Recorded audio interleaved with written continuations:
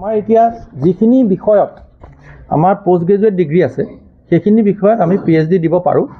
আৰু আমি PhDটো কিন্তু ODL মোডত নহয় PhD UGC ODL মোডৰ PhD recognise নকৰে গতিকে ৰেগুলাৰ মোডৰ PhD হ'ব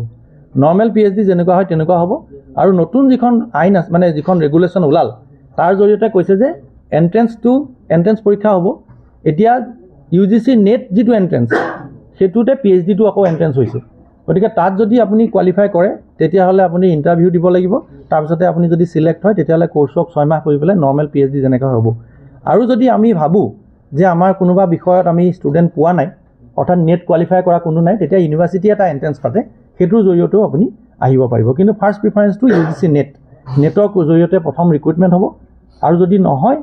যদি খালী থাকে কেতিয়াবা ৰিজাৰ্ভেশ্যনৰ কাৰণেও খালী থাকে যে কোনোবা সিট হয়তো SC হৈ গ'ল কিন্তু তেওঁ নেট পোৱা নাই সেইটো বিষয়ত তেতিয়া আমি আকৌ সেইটো ইউনিভাৰ্চিটি এটা নিজা টেষ্ট পাতি এন্ট্ৰেন্স পাতি পেলাই আমি সেইটো ল'ব পাৰোঁ কিন্তু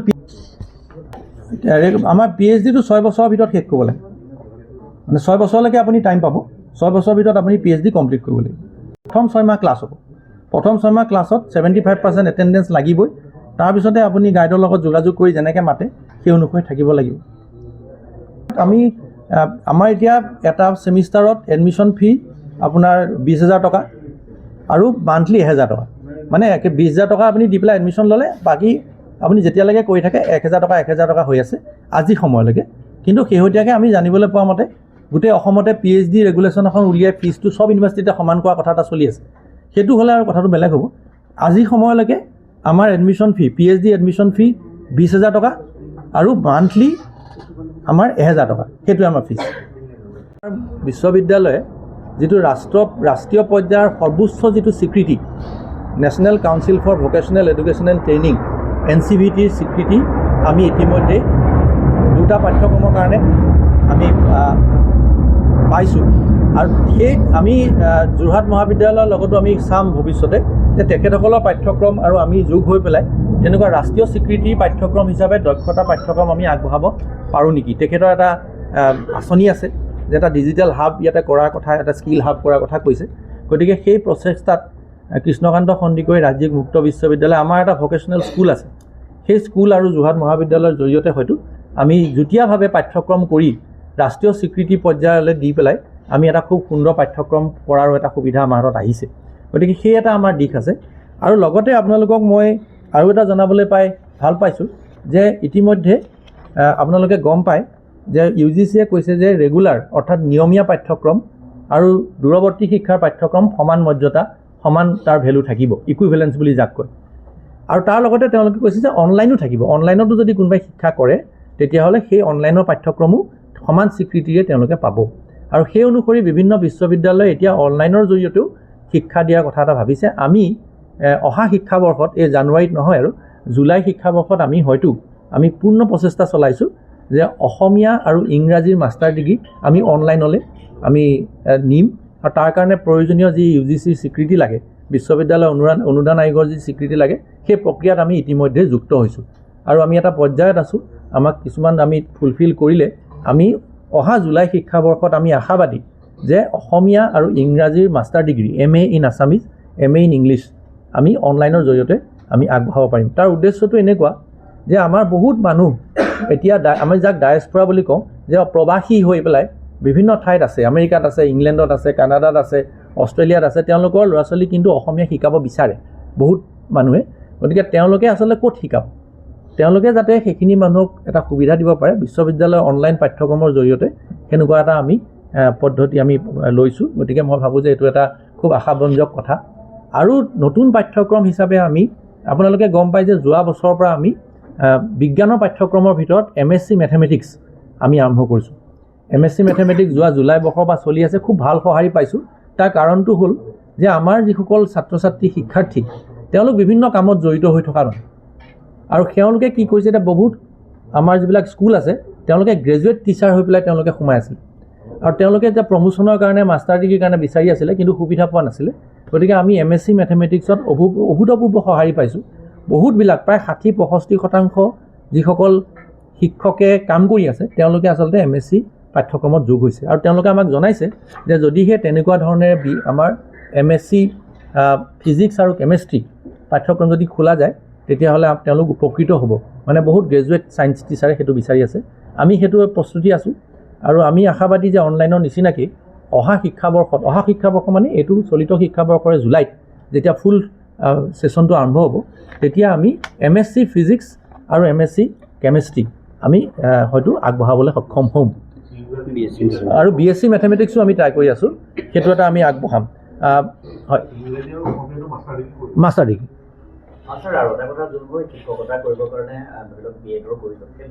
BEdটো এই মুহূৰ্তলৈকে আমাৰ ডিষ্টেঞ্চ এডুকেশ্যনৰ থ্ৰুৱেদি দিয়া নাই তাৰ কাৰণটো হ'ল কি যে নতুন যিটো ব্যৱস্থা হ'ল তাৰ জৰিয়তে 2 বছৰীয়া BEdটো বিলুপ্তি কৰি 4 বছৰীয়া BEdৰ এটা কৰা গ'ল সকলো গ্ৰেজুৱেশ্যনে এতিয়া 4 বছৰ হ'ব ইণ্টিগ্ৰেটেড গতিকে তাৰমানে সেইটো এটা বেলেগ পৰ্যায়ত গ'ল গতিকে সেইকাৰণে এতিয়া এই ডিষ্টেঞ্চ এডুকেশ্যনৰ থ্ৰুৱেদি সম্প্ৰতি BEdৰ কাৰণে আমি আগবঢ়া নাই 4 বছৰীয়া বহুত ডাঙৰ হৈ যায় আৰু তাৰ মানুহ লোৱা সংখ্যাও বহুত কমি যাব পাৰে সেই সম্পৰ্কে আমি কিন্তু এটা বিশেষভাৱে আমি প্ৰস্তুতি চলাইছিলোঁ যে BEd এটা বিশেষভাৱে যিসকলে কৰ্মৰত শিক্ষক আছে তেওঁলোকক আমি দিব পাৰোঁ নেকি সেইটো এটা পৰ্যায়ত আছে এতিয়ালৈকে আমাৰ সেইটো আমি আগবঢ়াব পৰা হোৱা নাই 2 বছৰ থাকে আমাৰ 2 বছৰে থাকে কিন্তু আমাৰ যিটো দূৰৱৰ্তী শিক্ষা যিহেতু তাৰ আপোনালোকে মন কৰিব যে মই প্ৰফাইল এটা দিছোঁ আমাৰ লাৰ্ণাৰৰ প্ৰায় 35% আমাৰ লাৰ্ণাৰ 35% ৱৰ্কিং হয় তেওঁলোকে বিভিন্ন কামত জড়িত হৈ থাকে অৰ্থাৎ 1/3তকৈ বেছি আৰু তাৰ বহুত সংখ্যকেই তাৰমানে পুলিচ আৰ্মি এনেকুৱা ধৰণৰ থাকে আৰু সেইটো UGCৰ দ্বাৰাই কৈছে যে যদিহে ৰেগুলাৰ প্ৰগ্ৰেমটো 2 বছৰৰ হয় আপুনি তাৰ দুগুণ সময় পাব ODLত কাম কৰিবৰ কাৰণে অৰ্থাৎ 2 বছৰীয়া পাঠ্যক্ৰম আপুনি 4 বছৰত সম্পূৰ্ণ কৰিলেও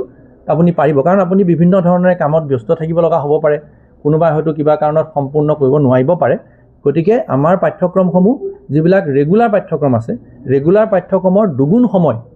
আমাৰ ODLত পায় এইটো UGCৰ পৰাই দিয়া আছে গতিকে MA বিলাক আমাৰ 2 বছৰীয়া কিন্তু সম্পূৰ্ণ কৰাৰ সৰ্বোচ্চ সীমা 4 বছৰ আৰু BA পাঠ্যক্ৰম নতুন শিক্ষানীতি মতে 4 বছৰীয়া কিন্তু সম্পূৰ্ণ কৰিব আপুনি 8 বছৰলৈকে আপুনি এক্টিভ হৈ থাকে আপোনাৰটো মানে নাইকিয়া হৈ নাযায় এক্সপায়াৰি হৈ নাযায় আপুনি আহি পেলাই পৰীক্ষাটো দিব পাৰে হয় আমাৰ যিটো শিক্ষা ব্যৱস্থাটো আপুনি 3 তৰপীয়া বুলি ভাবিব পাৰে আমাৰ একদম ইউনিভাৰ্চিটিখন হেডকোৱাৰ্টাৰ তাত পাঠ্যক্ৰম প্ৰস্তুত কৰা শিক্ষণ মানে যিবিলাক সামগ্ৰী আছে সেইবিলাক প্ৰস্তুত কৰা অনলাইনৰ কথা কৈ আছোঁ ভিডিঅ' আমি বনাওঁ ভিডিঅ'বিলাক প্ৰস্তুত কৰা আৰু ডিজিটেলি যিবিলাক উপলব্ধ হ'ব লাগে সেইবিলাক উপলব্ধ কৰা এইবিলাক সব হেডকোৱাৰ্টাৰ হয় তাৰপিছত সেমিষ্টাৰ হিচাপতে 6 মাহৰ মূৰে আৰু আমাৰ ৰিজনেল চেণ্টাৰ আঞ্চলিক কেন্দ্ৰ যোৰহাটৰ এটা আঞ্চলিক কেন্দ্ৰ আমাৰ এছিষ্টেণ্ট ডাইৰেক্টৰ যোৰহাট চেণ্টাৰো আমাৰ উপস্থিত আছে যোৰহাটৰ আমাৰ এইখিনিতে সঞ্জীৱনী হস্পিটেলৰ কাষতে আমাৰ মানে অফিচটো আছে তেনেকুৱা আমাৰ 4টা ৰিজনেল চেণ্টাৰ আছে যোৰহাটত এটা আছে এইফালৰ গোটেই ষ্টাডি চেণ্টাৰখিনি সামৰি পেলাই লখিমপুৰত এটা আছে বঙাইগাঁৱত এটা আছে আৰু শিলচৰত এটা আছে বৰাক ভেলী সামৰি পেলাই তেওঁলোকৰ জুৰিছডিকশ্যনত যিখিনি কলেজ আছে তেওঁলোকে তাতে চোৱাচিতা অন্যান্য সা সুবিধাসমূহ তেওঁলোকে লক্ষ্য কৰে কেতিয়াবা পৰীক্ষাও জোন ইত্যাদি হ'লে তেওঁলোকে চলায় আৰু মেইন যিটো আমাৰ মেইন কথা সেইটো হ'ল অধ্যয়ন কেন্দ্ৰসমূহ আমাৰ কোনো প্ৰাইভেট ইনষ্টিটিউশ্যনত নাথাকে আমাৰ সকলো গভৰ্ণমেণ্ট বা প্ৰভিন্সিয়েলাইজ যিবিলাক কলেজেছ আছিলে সেই চৰকাৰী অনুদানপ্ৰাপ্ত বা চৰকাৰী যিবিলাক শিক্ষা প্ৰতিষ্ঠান সেই শিক্ষা প্ৰতিষ্ঠানত আমাৰ বিষয়সমূহ দিয়া যায় আপুনি দেখিব যে এতিয়া ধৰি লওক যোৰহাট কলেজত তেওঁলোকৰ যিবোৰ বিষয় দিছে সেই বিষয়সমূহ আমাক গোটেইবিলাক বিষয় দিয়া নাই কিয় দিয়া নাই যে সেই কলেজখনত যিবোৰ ছাবজেক্ট আছে যিখিনি ছাবজেক্টত ষ্টুডেণ্ট আহিলে তেওঁলোকে হেল্প কৰিব পাৰে সেইখিনিহে আমি সেই কলেজবিলাকক চলাবলৈ দিওঁ অৰ্থাৎ আমাৰ 65টা পাঠ্যক্ৰমেই 340টা চেণ্টাৰত নাই ক'ৰবাত হয়তো আপোনাৰ যিকেইটা ডিপাৰ্টমেণ্ট তেওঁলোকৰ আছে য'ত তেওঁলোকৰ শিক্ষক আছে য'ত তেওঁলোকৰ ইনফ্ৰাষ্ট্ৰাকচাৰ আছে তেনেকুৱা হিচাপত তেওঁলোকে এপ্লাই কৰে যে আমাৰ শিক্ষক আছে আমাৰ ইনফ্ৰাষ্ট্ৰাকচাৰ আছে আমাক এই কোৰ্চটো দিব লাগে সেই অনুসৰি তেওঁলোকক দিয়া যায় অধ্যয়ন কেন্দ্ৰসমূহ হ'ল শিক্ষাৰ্থীৰ যোগাযোগৰ প্ৰাথমিক কথা আৰু তালে তেওঁলোকৰ ৰেগুলাৰ তেওঁলোকৰ ক্লাছটো কৰিব নোৱাৰে গতিকে আমি সাধাৰণতে শনি বা দেওবাৰ আমাৰ তেওঁলোকৰ ৰেগুলাৰ ক্লাছ হয় ইয়াতে আমি সেইবিলাকক কাউন্সেলিং বুলি কওঁ কিন্তু তেওঁলোকে শিক্ষাটো স্বশিক্ষা যিহেতু হয় গতিকে তেওঁলোকৰ কাৰণে 3টা কথা আছে এটা হ'ল যে তেওঁলোকক আমি ষ্টাডি মেটেৰিয়েলবিলাক আমি দিওঁ অৰ্থাৎ এডমিশ্যন লোৱাৰ লগে লগে তেওঁলোকে সেই ষ্টাডি চেণ্টাৰৰ পৰা তেওঁলোকে ষ্টাডি মেটেৰিয়েল পায় সেইবিলাক পঢ়া আৰম্ভ কৰে তাৰ লগত যিবিলাক ছাপৰ্টিং বস্তু থাকে যেনে ভিডিঅ' হওক বা অন্যান্য যিবিলাক সামগ্ৰী হওক আমাৰ ৱেবছাইটৰ জৰিয়তে আৰু আমাৰ ইউটিউব চেনেলৰ জৰিয়তে তেওঁলোকে সেইবিলাক পাই পেলাই নিজে অধ্যয়ন কৰে অধ্যয়ন কৰাৰ পিছত তাৰ কাৰণে যদি কিবা কাউন্সেলিং লাগে অৰ্থাৎ তাতকৈ যদি কিবা বুজি পোৱা নাই বা অন্যান্য কিবা কথা সহায় লাগে তেতিয়া দেওবাৰে অধ্যয়ন কেন্দ্ৰসমূহলৈ তেওঁলোক আহে আৰু সেইখিনি তেওঁলোকক কাউন্সেলিং কৰা যায় লগতে অধ্যয়ন কেন্দ্ৰসমূহে আৰু এটা কাম কৰে যে আমাৰ নতুন পাঠ্যক্ৰম অনুসৰি যিবিলাক ইণ্টাৰ্ণশ্বিপৰ কথা আছে, অৰ্থাৎ শিক্ষাগত কৰিবৰ কাৰণে আপুনি ক'ৰবাত গৈ পেলাই কাম কৰিব লগা হ'ব পাৰে, প্ৰজেক্ট কৰিব লগা হ'ব পাৰে, এখন আপোনাৰ হয়তো গৱেষণা পত্ৰ লিখিব লগা হ'ব পাৰে, সেইবিলাকৰ যিটো গাইডেন্স, সেই গাইডেন্সখিনিও সেই অধ্যয়ন কেন্দ্ৰসকলৰ যিসকল শিক্ষক আছে সেই শিক্ষকসকলে দিয়ে। আৰু সেইকাৰণেই আমি আচলতে নয়ডাত থকা এজনেও বিচাৰিব। সেইকাৰণে তাৰোপৰি আমাৰ MBA নিচিনা প্ৰগ্ৰাম আছে। স্বাভাৱিকতে ফ্ৰেছ মানুহ MBA কৰিবলৈ আমাৰ ইউনিভাৰ্চিটিত নাহে, কোনোবা কোম্পানীৰ মেনেজাৰ বা ছুপাৰভাইজাৰ এইবোৰেই কৰিব, যি নিজকে ইম্প্ৰুভ কৰিব বিচাৰে। সেইকাৰণে এই বাৰ্তাবোৰ যে আমাৰ ডিগ্ৰী ডিপ্ল'মা এই গোটেই কথাবোৰ যে ইকুইভেলেঞ্চটো আজি 5th জেনেৰেশ্যন কমিউনিকেশ্যন প্ৰযুক্তিত আগৰ দিন নাই। ইভেন আমাৰ যোৰহাট কলেজৰ ছাৰেও ক'ব আজিৰ ল'ৰা ছোৱালীয়ে 100% ক্লাছৰুম টিচিঙৰ ওপৰত নিৰ্ভৰ কৰি পেলাই পৰীক্ষা নিদিয়ে। আপোনাৰ ঘৰত ল'ৰা ছোৱালী আছে, চাব সিহঁতে 100% ক্লাছৰুম টিচাৰৰ ওপৰত ডিপেণ্ড কৰা নাই, কিবা অংকৰ সমস্যা পাইছে ইউটিউবত চাইছে। গতিকে দিছ ইজ দ্য ট্ৰান্সফৰ্মেশ্যন। এই কথাটো মই বুজিব লাগিব আৰু আপুনি বুজিব লাগিব। আৰু সমাজতে মই আপোনাক কৈছোঁ মানে কি হৈছে, এইটো আপোনাৰ কথাটো একেবাৰে সঁচা। সেইটো আছিলে কি যে সেইটো এটা জেনেৰেশ্যনলৈকে আছিলে যে মানে অডিঅ'লৰ লাৰ্ণিং আৰু আপোনাৰ এই লাৰ্ণিঙৰ মাজত ডিফাৰেঞ্চটো নৰ্মেল যিখিনি মানুহে শিক্ষা লৈ আছিলে তেওঁলোকৰ কাৰণে সেইটো এটা আছিলে গেপ এটা। এতিয়া শিক্ষাটো নিজেই সলনি হ'বলৈ আৰম্ভ কৰিছে আৰু UGCয়ে ট্ৰাই কৰিছে যে সকলো ইউনিভাৰ্চিটি সকলোৱে অনলাইন অফলাইন চব কৰক। যেতিয়া ODL ডিগ্ৰীত নামভৰ্তি কৰি জীৱনটো শেষ কৰিছে, বহুতে চাকৰিৰ ক্ষেত্ৰত এতিয়া মানে সমস্যাৰো সৃষ্টি হৈছে। আপুনি UGC দেৱৰ ৱেবছাইটত গৈ সেই অনুষ্ঠানটো আছেনে নাই, তাৰ এগেইনষ্টে কি কি প্ৰগ্ৰাম আছে এপ্ৰুভ, সেইটো আপুনি ধুনীয়াকৈ চাব পাৰে। আকৌ আমি যদি ভাবোঁ MA পলিটিকেল ছায়েন্সৰ লগতে BA আমি পলিটিকেল ছায়েন্সো খোলোঁ অনাৰ্ছ, তেনেহ'লে আমাক 5জন ফেকাল্টি লাগিব। তেওঁলোকৰ এপইণ্টমেণ্ট কি বুলি কয় এপইণ্টমেণ্ট লেটাৰ, জইনিং লেটাৰ চব আপলোড কৰিব লাগে। অৰ্থাৎ এইটো এটা হাইলি টেকনিকেল আৰু অন্য এটা চেন্সত টেকনিকেল। আমাৰ হেডকোৱাৰ্টাৰ আছে, আমাৰ ৰিজনেল চেণ্টাৰ আছে, আমাৰ ষ্টাডি চেণ্টাৰ আছে, এইবোৰৰ বিভিন্ন ৰুল আছে, ইতিমধ্যে কৈছে।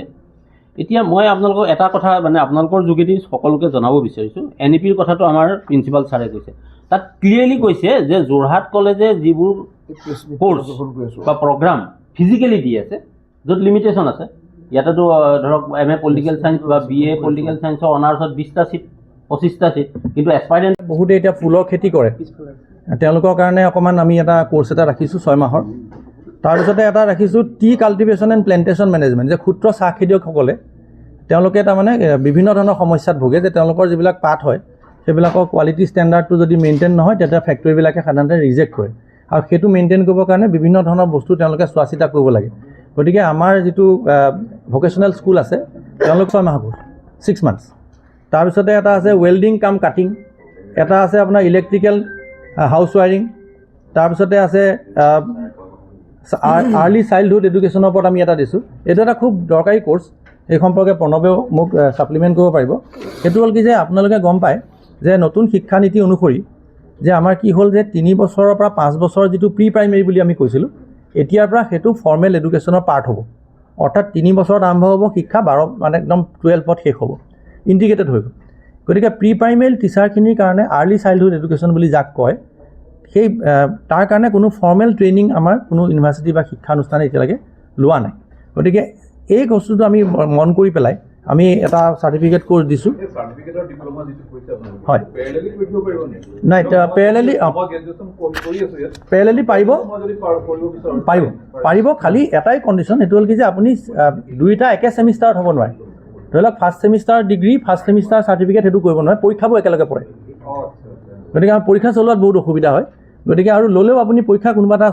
দিব নোৱাৰা হ'ব, মানে একেদিনাই হয়তো ক্লাছ কৰিব, ইমান পৰীক্ষা আমি একেলগে পাতিব নোৱাৰোঁ। গতিকে আপোনালোকৰ ৰুলটো হ'ল কি যে আপুনি যদি অলৰেডি এটা পাঠ্যক্ৰমত অংশগ্ৰহণ কৰিছে তেতিয়াহ'লে বাকী পাঠ্যক্ৰমত আপুনি অংশগ্ৰহণ কৰিব পাৰিব, কিন্তু একে ছেমিষ্টাৰত নোৱাৰে। মই ফাৰ্ষ্ট ছেমিষ্টাৰত যদি মই যদি 3rd ছেমিষ্টাৰত আছোঁ তেতিয়া আপুনি ফাৰ্ষ্ট ছেমিষ্টাৰত এডমিশ্যন ল'ব পাৰিব, একো প্ৰব্লেম নাই। তাৰ কাৰণে শিক্ষক থাকে, যাতে তেওঁলোকে যাতে ষ্টুডেণ্ট এজন আহিলে, শিক্ষাৰ্থী এজন আহিলে যাতে সহায়টো পায়, সেই সম্পৰ্কে আমি সচেতন হৈ পেলাই তেনেকৈ আমি পাঠ্যক্ৰমটো আমি আগবঢ়াওঁ। হয়, আমাৰ মাধ্যম দুইটাতে আছে, অসমীয়া আৰু ইংৰাজীত আছে, কিন্তু আমাৰ ছাবজেক্ট হিচাপে আমি এতিয়া সদ্যহতে বেংগলী ছাবজেক্টতো আমি দিছোঁ। মানে MIL এটা ল'ব লাগে, মডাৰ্ণ ইণ্ডিয়ান লেংগুৱেজ এটা চইচ কৰিব লাগে, এখন পেপাৰ। গতিকে আমি বেংগলী আছে, আৰু বেংগলীত আমাৰ MAও আছে। তাৰপিছতে হিন্দী আছে, হিন্দী আমি দিছোঁ, হিন্দী আমাৰ MA হিন্দীও আছে, গতিকে তাৰো এখন MIL আছে। গতিকে আপুনি ধৰি ল'ব পাৰে যে এই মুহূৰ্তত আমি অসমীয়া সকলো পৰীক্ষা আৰু সকলো পাঠ্যক্ৰম আমি অসমীয়া আৰু ইংৰাজীত উপলব্ধ কৰিছোঁই আৰু পৰ্যায়ক্ৰমে আমি অন্যান্য যিবোৰ ভাষা কাৰণ আপোনালোকে গম পাব যে ভাৰতীয় মানে নতুন শিক্ষানীতি অনুসৰি ভাৰতীয় নিজৰ ভাষাত মানে পাঠদান কৰাটো এটা গুৰুত্বপূৰ্ণ কথা হৈছে সেইকাৰণে আমি নতুন নতুন ভাষা ইনফেক্ট আমি এতিয়া চেষ্টা কৰি আছোঁ বড়ো আৰু নেপালী হৈ উঠা নাই কাৰণ তাৰ কাৰণে বহুতখিনি মানুহৰ দৰকাৰ যে আমাৰ সেই শিক্ষণ সামগ্ৰীটো লিখা পৰীক্ষা বহি চোৱা মানুহ লাগিব এছাইনমেণ্ট চোৱা মানুহ লাগিব সেইবিলাক সকলোতে উপলব্ধ হ'ব লাগিব সকলো কথা চালি জাৰি চাই আমি সেই ভাষাসমূহ নিৰ্বাচন কৰোঁ এই মুহূৰ্তত আমি ধৰি ল'ব পাৰে যে আমাৰ অসমীয়া ইংৰাজী আছে বেংগলী হিন্দী আছে এইকেইটা আমি বিষয়ত আমি পাঠ্যক্ৰম দিছোঁ কিন্তু সকলো কোৰ্চ বেংগলী আৰু হিন্দী ভাষাত আমাৰ নাই সেইকেইটা লেংগুৱেজ ছাবজেক্ট হিচাপে আছে কিন্তু সকলো কোৰ্চ মাধ্যম হিচাপে অসমীয়া আৰু ইংৰাজী ভাষাত উপলব্ধ হৈ আছে স্যাৰ আৰু এটা কথা সুধিছোঁ নিজ পৰীক্ষাৰ কেন্দ্ৰটো নিজ অধ্যয়ন কেন্দ্ৰতে হ'বনে নে বেলেগ বেলেগ আমাৰ সেইটোত এটা ৰুল এটা আছে যে আমাৰ 340টা অধ্যয়ন কেন্দ্ৰ আছে কিন্তু 340টা অধ্যয়ন কেন্দ্ৰতে সকলো ছেমিষ্টাৰৰ ছাত্ৰ ছাত্ৰীৰ সংখ্যাটো সমান নহয় ক'ৰবাত হয়তো 50 জন ক'ৰবাত 10 জন গতিকে সকলো অধ্যয়ন কেন্দ্ৰত আমি পৰীক্ষা পতাৰ যিটো এটা সুবিধা সেই সুবিধা সৃষ্টি কৰাটো সম্ভৱ নহয় সেইকাৰণে সাধাৰণতে আমি ইউনিভাৰ্চিটিৰ ফালৰ পৰা 1/3 অৰ্থাৎ ধৰি ল'ব পাৰে যে 110 বা 120টামান ষ্টাডি চেণ্টাৰ প্ৰত্যেক ছেমিষ্টাৰ আমি ৰোটেশ্যন কৰোঁ যে প্ৰত্যেক ছেমিষ্টাৰৰ পৰীক্ষাবিলাক বেলেগ বেলেগ কলেজত হয় কিছুমান জে.বি. কলেজ নিচিনা ডাঙৰ চেণ্টাৰ য'ত ইনফ্ৰাষ্ট্ৰাকচাৰ আছে তেওঁলোকে হয়তো সকলো পৰীক্ষাই পাব পাৰে কিন্তু যোৰহাট কলেজেও পৰীক্ষা পাতিছে বিভিন্ন ধৰণৰ পৰীক্ষা পাতিছে আৰু আমি তেতিয়া সেই ওচৰ পাজৰৰ কলেজবিলাকক সেই চেণ্টাৰটোলৈ আমি পঠাওঁ যে আপোনালোকৰ নিজৰ ষ্টুডেণ্ট আৰু ওচৰৰ যিবিলাক সৰু সুৰা এডমিশ্যন আছিলে সেইখিনি গোটাই পেলাই আমি 100মান ষ্টুডেণ্ট হোৱাকৈ আমি পৰীক্ষাটো পাতোঁ গতিকে আপুনি ধৰিব পাৰে যে যদিহে আপোনাৰ আন্তঃগাঁথনি আছে সকলো অধ্যয়ন কেন্দ্ৰই আপোনাৰ আমাৰ পৰীক্ষা কেন্দ্ৰ হ'বৰ কাৰণে যোগ্যতা আছে কিন্তু আমি যেতিয়া পৰীক্ষা কেন্দ্ৰ কোনোবা ছেমিষ্টাৰত দিওঁ বিভিন্ন ধৰণৰ কথা চাই আমি 1/3 ইন প্ৰিন্সিপল আমি ষ্টাডি চেণ্টাৰক আমি কোনোবা এটা ছেমিষ্টাৰ পৰীক্ষা চলাবৰ কাৰণে দায়িত্ব দিওঁ সংবাদ মাধ্যমৰ বন্ধুসকলক মহাবিদ্যালয়লৈ আদৰণি জনাইছোঁ আজি আমাৰ মাজত আমি এটা বিশেষ উদ্দেশ্য দিয়াত সমবেত হৈছোঁ এই সংবাদমেলত আমাৰ লগত কৃষ্ণকান্ত সন্দিকৈ ৰাজ্যিক মুক্ত বিশ্ববিদ্যালয়ৰ 3জনকৈ উচ্চ পদাধিকাৰী উপস্থিত আছে শিক্ষাবিদ সাম্প্ৰতিক সময়ত অসমত বুলি নহয় সমগ্ৰ ভাৰতবৰ্ষতে সাম্প্ৰতিক সময়ত মুক্ত শিক্ষা এটা বিশেষ গুৰুত্ব পাইছে কিয়নো আমাৰ যিখন নতুন আমাৰ শিক্ষানীতি 2020 হৈছে এই নতুন শিক্ষানীতিত মুক্ত শিক্ষাক এটা বিশেষ গুৰুত্ব দিয়া হৈছে যিবিলাক ল'ৰা ছোৱালী বা যিসকল শিক্ষাৰ্থী বিভিন্ন কাৰণত পঢ়া শুনা উচ্চ শিক্ষা মন থকা সত্ত্বেও কৰিব নোৱাৰে আৰ্থিক দুৰৱস্থাৰ বাবে হওক বা বিভিন্ন তেওঁলোকৰ কাৰোবাৰ ছোৱালীবিলাকৰ কেতিয়াবা বিবাহজনিত কথা আহে বা বিভিন্ন সমস্যা আহে তেওঁলোকৰ ঘৰুৱা অসুবিধা থাকে গতিকে তেওঁলোকে বহুতে স্কুল কলেজ এৰে এটা সময়ত তো গতিকে মুক্ত শিক্ষাৰ মাধ্যমেৰে কিন্তু তেওঁলোকে এই উচ্চ শিক্ষাটো সম্পূৰ্ণ কৰিব পাৰে আৰু এই কৃষ্ণকান্ত সন্দিকৈ যি মুক্ত বিশ্ববিদ্যালয় আছে এইটো অসম চৰকাৰৰ উদ্যোগত বিশ্ববিদ্যালয় অনুদান আয়োগৰ এটা স্বীকৃতিপ্ৰাপ্ত আমাৰ ৰাজ্যৰ এটা গুৰুত্বপূৰ্ণ অনুষ্ঠান গতিকে আমি যোৰহাট মহাবিদ্যালয়ত যোৱা 2017 চনৰ পৰা আমি এইটো চলাই আছোঁ বৰ্তমান 8 বছৰ আমাৰ সম্পূৰ্ণ হ'ল আৰু যোৱা 8 বছৰত আপোনালোকক এতিয়া আমাৰ জগতজ্যোতি বৰুৱাই এটা প্ৰেজেণ্টেশ্যন দেখুৱাব যে যোৱা 8 বছৰত আমাৰ অতি সুন্দৰ ফলাফল হৈছে বহুতখিনি ল'ৰা ছোৱালীয়ে খুব ভালকৈ এইটো বিষয়ত আগবাঢ়ি গৈছে আৰু নতুন নতুন বিষয় আজি কৃষ্ণকান্ত সন্দিকৈ মুক্ত বিশ্ববিদ্যালয়ে নতুন নতুন বিষয় পাঠ্যক্ৰম যুগৰ লগত খাপ খোৱাকৈ প্ৰৱৰ্তন কৰিছে যিবিলাক পঢ়িলে আমাৰ ল'ৰা ছোৱালীবিলাকে নিশ্চিতভাৱে আগবাঢ়ি যাব পাৰিব আপোনালোকে সকলোৱে জানে আৰু আমি ক'বলৈ পাই ভাল পাইছোঁ যে যোৰহাট মহাবিদ্যালয়ে বিগত সময়ছোৱাত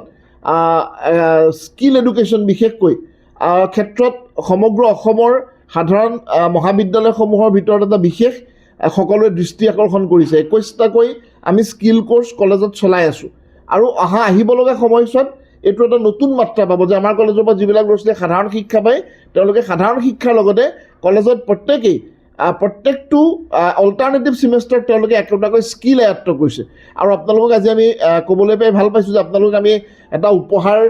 হিচাপে আজি যিটো বস্তু আমি দিব খুজিম সেইটো আমাৰ ল'ৰা ছোৱালীবিলাকে স্কিলৰ ল'ৰা ছোৱালীবিলাকে তৈয়াৰ কৰিছে আমাৰ স্কিল পাঠ্যক্ৰমৰ আৰু আজিকালি আমি কলেজলৈ মহাবিদ্যালয়লৈ কোনোবা অতিথি আলহী আহিলে সকলোকে আমি স্কিল পাঠ্যক্ৰমৰ বিভিন্ন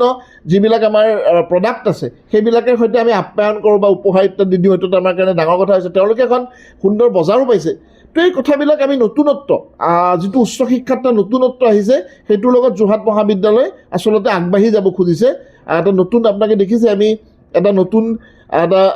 গৃহ বনাই আছোঁ ওপৰত। মহাবিদ্যালয়ৰ যিটো আমাৰ পুৰণা মোটামুটি ইনফ্ৰাষ্ট্ৰাকচাৰ আছিলে তাৰ এটা সমান পৰ্যায়ৰ এটা ইনফ্ৰাষ্ট্ৰাকচাৰ একেটা বছৰতে আমি প্ৰায় এটা ডাঙৰ ইনফ্ৰাষ্ট্ৰাকচাৰ তৈয়াৰ কৰি আছোঁ। আৰু আহিব লগা সময়ছোৱাত আমি বহুত নতুন নতুন বিষয় আপোনালোকৰ